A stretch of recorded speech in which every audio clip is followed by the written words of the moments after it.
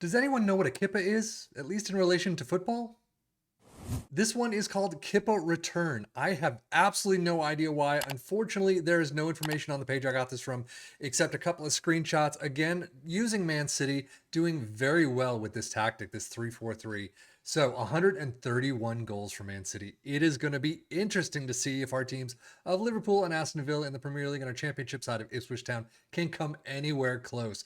I am going to assume, and if I take a look at their stats, Erling Haaland, of course, 75 goals. What else do you expect? You take out Erling Haaland, and they have a lot less goals there, and I'm sure a lot less points. But let's jump into the Premier League and see how our teams did. Well, maybe not just as good as Man City, but Liverpool coming in first place, 87 points, 105 goals is not too bad. We have seen them better, but it's hard to get above first place, right? Aston Villa in third is a fantastic spot, though. 80 points, 72 goals. 72 goals is actually a little bit down for them, but overall, it looks like the tactic is working. Domestic cups for Liverpool, unfortunately out in the Carabao Cup quarterfinals against Newcastle. Really would have liked to get farther than that, but you get to the semi-finals of the FA Cup and lose out to Tottenham. But they do have an absolutely perfect, fantastic run all the way to the Europa League final. Over Atalanta, you kicked the crap out of them 4-0. And you beat Bayern and Roma and Borussia Dortmund. That's a fantastic set right there. So overall, Premier League, kudos, very well done. Winners of the Europa League, semifinals of the FA Cup, and quarters of the Carabao Cup. You still would have liked it a little bit better, in these two, but overall, I think this was a fantastic season.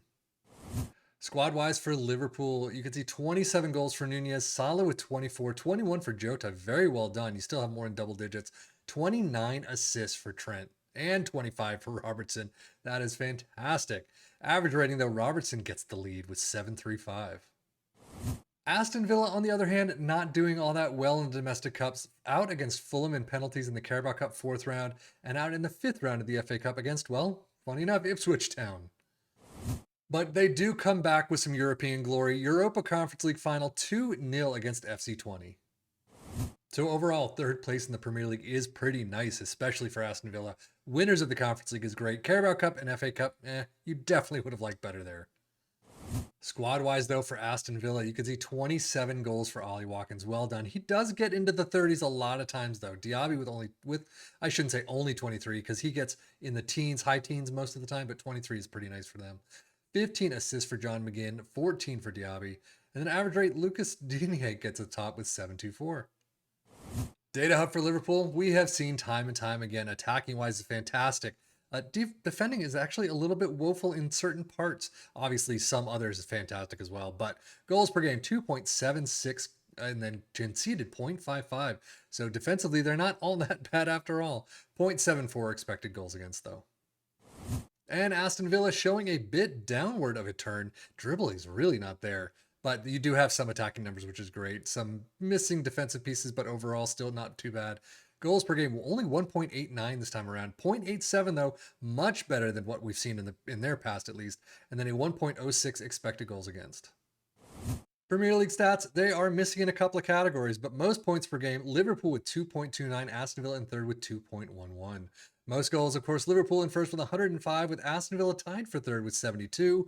Fewer shots against Liverpool in first with 221, Aston Villa all the way down in seventh. Most dribbles made in third, Liverpool in third with 746, Aston Villa in seventh with 645. And then most shots for Liverpool in first with 759, and Aston Villa in second with 571. But now if our Premier League teams did so well, I expect Ipswich Town to do the same.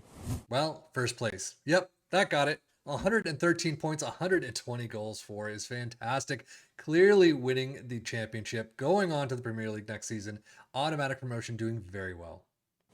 They got to the Carabao Cup final, losing to Nottingham Forest of all teams 0-4. That is insane, but a fantastic run all the way up, not even a single draw. Penalty shootout against Man City and won. Wow. FA Cup quarters against Nottingham Forest again. Jesus, this team, but 2-3. A lot better than that 0-4. So overall, this was a fantastic season for Ipswich Town. Championship, tops of the league, very well done. Quarterfinals of the FA Cup is not bad at all, especially for this team. Carabao Cup runners up. I mean, hey, you get a silver for that. And then squad. Not a lot of green here, but you got goals. 15 for Hurst is really low. 7 starts. That's insane. Assists, though. 27 goals, or assists for Leaf Davis. 25 for Wes Burns. Very well done there. And then Wes Burns with a 7-4-0. Championship level stats. First place, 2.46 points per game. Well done. Most goals, 120. Definitely well above Norwich in second. Few shots against, 308 in first. Most dribbles made in third with 863. This is not a possession-based tactic. This is neither of those. Most shots for in first was 765.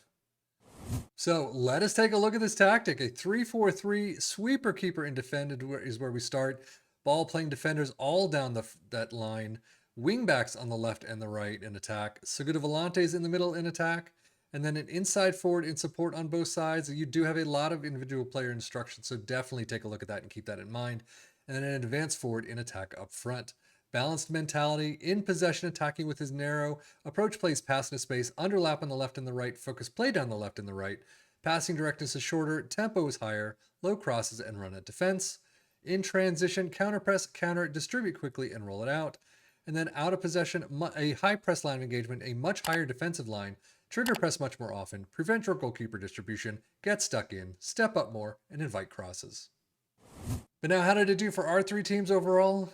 Pretty nice. Ipswich Town, first place, a fantastic showing, well above, 9 points above Leicester in second. Well done on the goals. Overall, a fantastic job.